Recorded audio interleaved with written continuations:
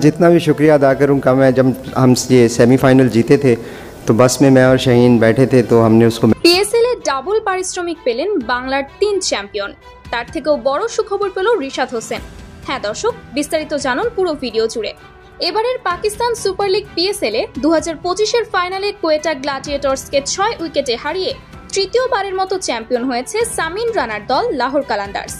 Gaddafi স্টেডিয়ামে 201 রানের লক্ষ্য তাড়া করে শাহিন শাহ আফ্রিদির নেতৃত্বাধীন লাহোরের দল মাত্র 1 বল বাকি থাকতে জয় নিশ্চিত করে, যার ফলে ফাইনাল জিতে প্রায় 6.5 কোটি টাকার মতো পান লাহোর কালান্দার্স।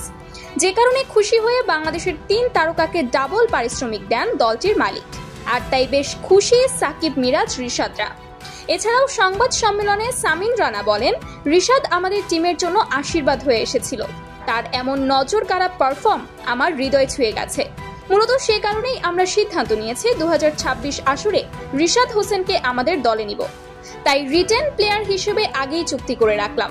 তো দর্শক, প্রথমবার পিএসএল খেলতে গিয়েই রিশাদের এমন সাফল্য আপনাদের কেমন লেগেছে তা অবশ্যই জানিয়ে দিবেন আমাদের কমেন্ট বক্সে।